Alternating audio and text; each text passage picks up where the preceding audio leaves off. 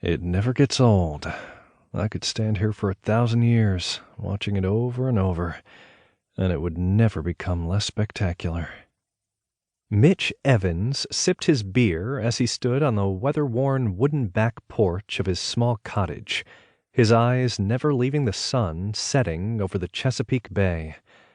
One hand wrapped around the warped board railing, and the other curled around the sweat-beaded beer, he viewed the sun dipping lower and lower until the round orange ball was no longer seen, as the sky painted every shade of pink, red, and blue. He walked a few steps to one of the Adirondack chairs, settling his tall body in, leaning back, continuing to appreciate the sky's ever-changing panorama. Did I appreciate this when I was a kid? Did I even notice this when I was a kid?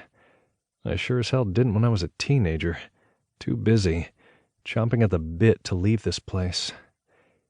Shaking his head, he could not help but smile at the brash young man he had been.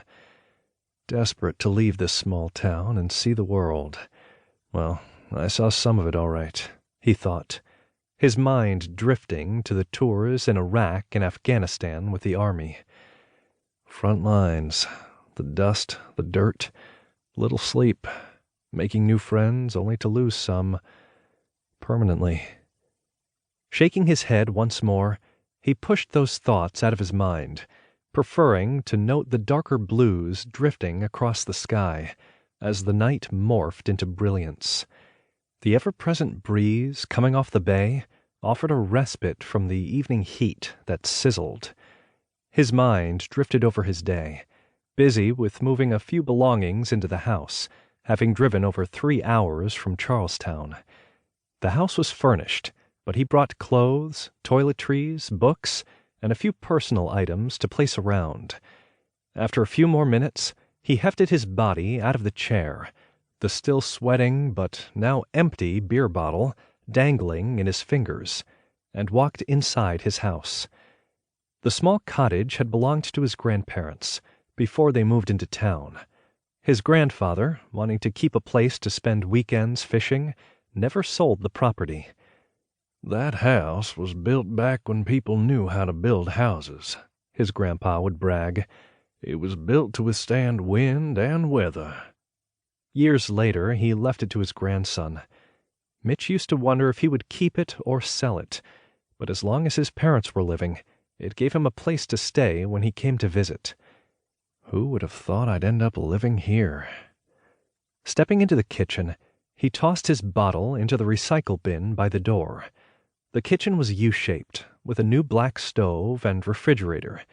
The sink had been upgraded as well, and a dishwasher took the place of a few bottom cabinets. The remaining cabinets and counter space were not abundant, but served his needs. Opening the refrigerator, he chuckled at the amount of food his mother had stocked.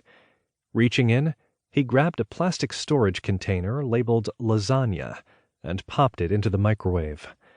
A knock on the front door sent him walking past the dining table and through the cozy living room with the overstuffed sofa and chair filling up much of the space.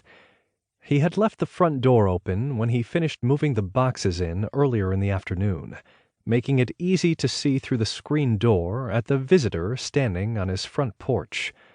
The blue eyes of the beautiful blonde met his, a wide smile filling her face. "Well, hello, stranger,"